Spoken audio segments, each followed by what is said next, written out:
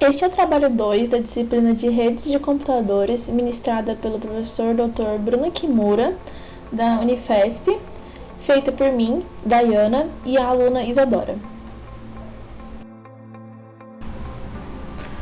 Para a realização do trabalho, tiramos print screen da tela de execução e fomos respondendo as perguntas para que o vídeo não ficasse muito longo.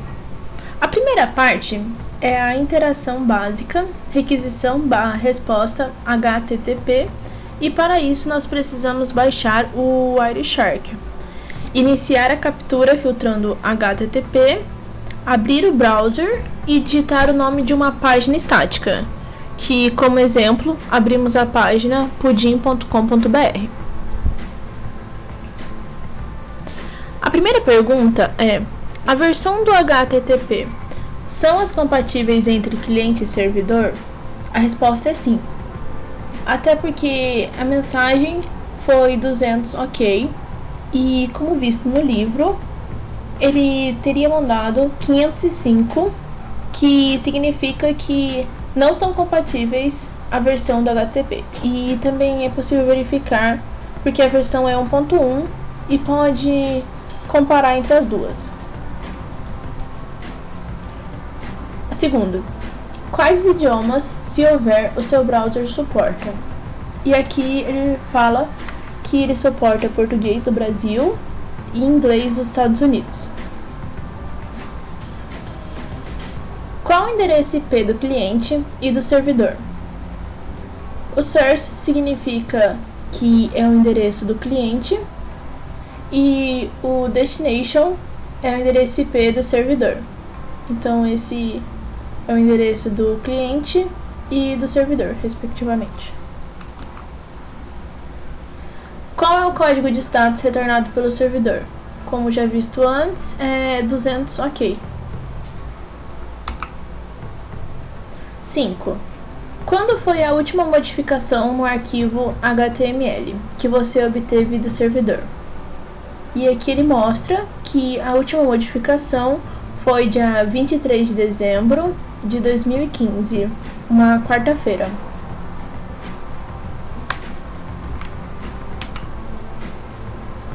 Quantos bytes de conteúdo foram enviados do servidor para o seu browser?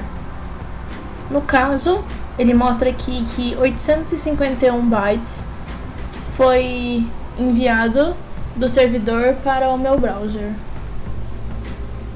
Olá, eu sou a Isadora e eu vou apresentar agora a parte 2 do trabalho.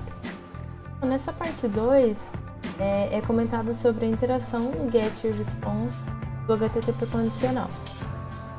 Na questão 8, tem-se a seguinte questão: acesse a página estática.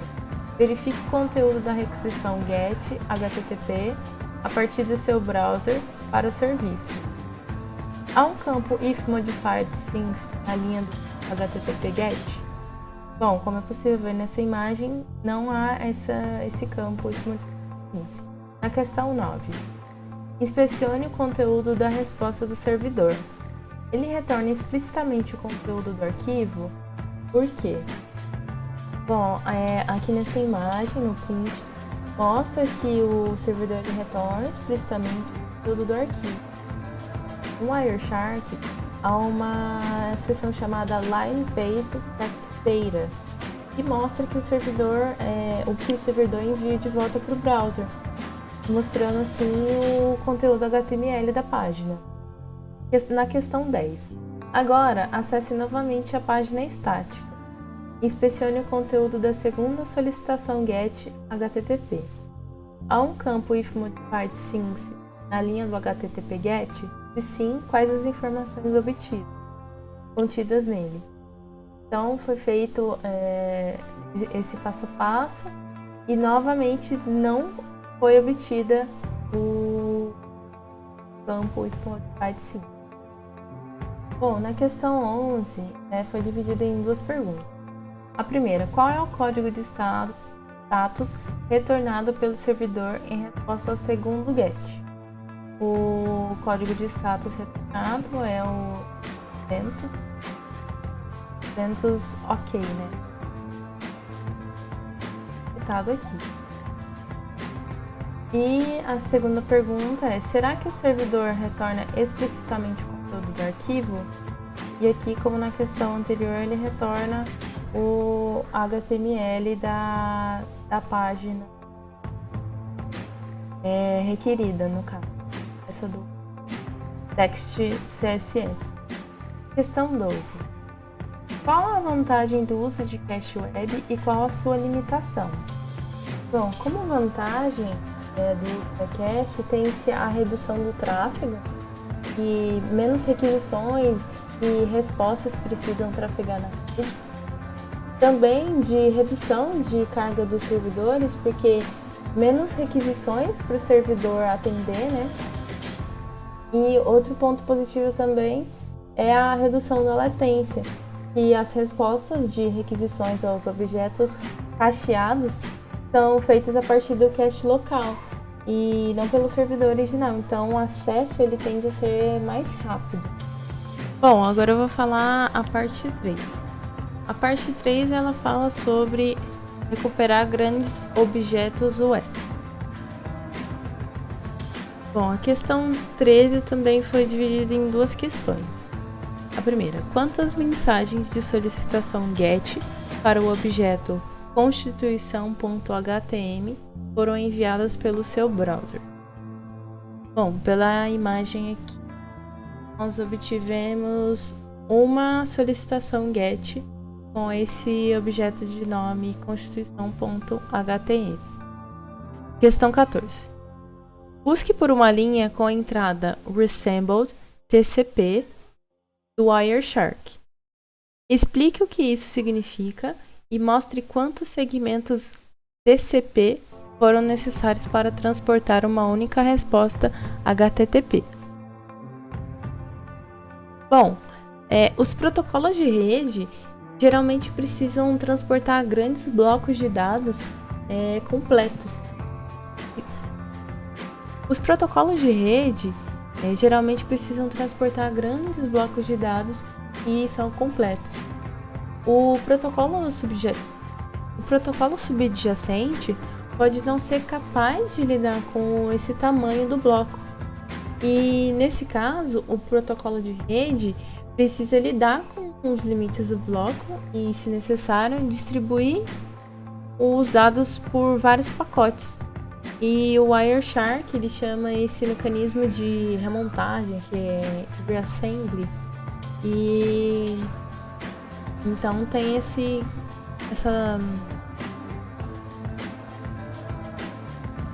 e aí reassembly e tem essa linha com essa entrada resemble TCP, que aí ele mostra a quantidade de pacotes que foi feita essa distribuição. E no caso do nosso exemplo, foram necessários transportar 10 nessa resposta HTTP. Questão 15. Qual é o código de status e a frase associada com a resposta para a requisição GET? O código obtido foi o 304 e a frase associada foi o not modified. Bom, agora quanto à parte 4. A parte 4 fala sobre os documentos HTML com outros objetos web embutidos.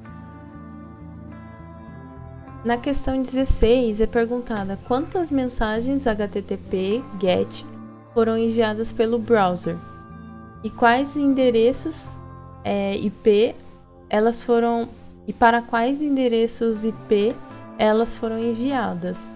Bom, é possível aqui perceber pela imagem que foram enviadas essas 4 e mais uma aqui, 5 mensagens GET foram enviadas para o browser.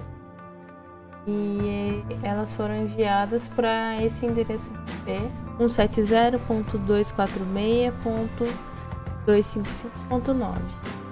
Já na questão 17, tem a seguinte pergunta: mostre, através de campos dos protocolos da pilha, se as requisições e respostas ocorreram com HTTP persistente ou não persistente? Explique. Bom,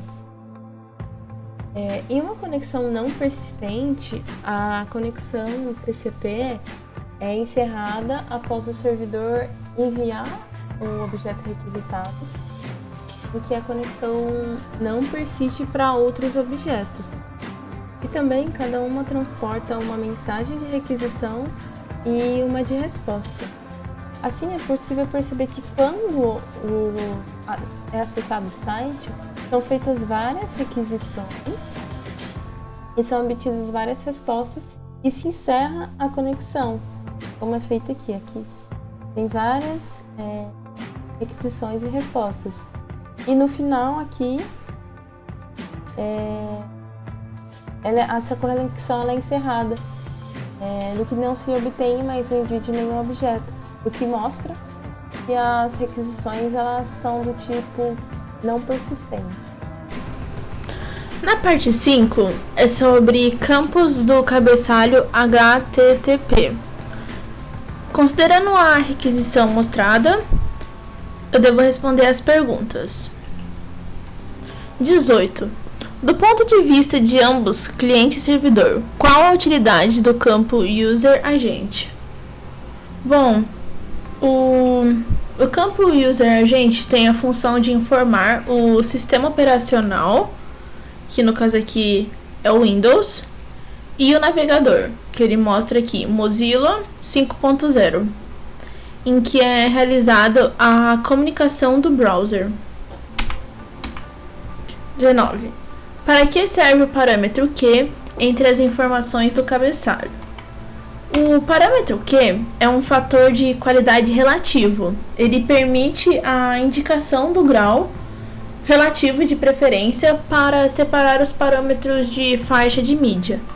Ou seja, ele fala o quanto a porcentagem que ele prefere. Ou seja, aqui ele diz para dar preferência para isso aqui em 90%, 50%, 30%, 70%. E quando não está definido, é 1. O que significa uma requisição com o campo Connection Keep Alive e Connection Close? O campo Keep Alive permite que o remetente indique como a conexão deve ser usada para definir um tempo limite e um máximo de requisições. Ou seja, aqui ele definiu um tempo limite de 115 segundos. Mas quando a requisição é Connection Close, significa que deseja que o servidor feche a conexão imediatamente após a mensagem ser enviada. E com isso, nós terminamos as 20 perguntas feitas no trabalho. E como conclusão, descrever as contribuições de cada integrante do grupo no desenvolvimento do trabalho. Bom, como o trabalho foi feito em dupla, por mim e pela Isadora, nós fizemos o trabalho juntas, discutindo todas as questões, procurando as respostas juntas, debatendo, para então nós virmos apresentar aqui.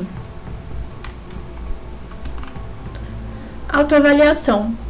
Bom, o trabalho não foi de um nível tão alto quanto os outros anteriores, porém exigiu bastante tempo para que a gente pudesse procurar as respostas, então exigiu bastante estudo da nossa parte, bastante conhecimento e por isso ele não foi tão fácil.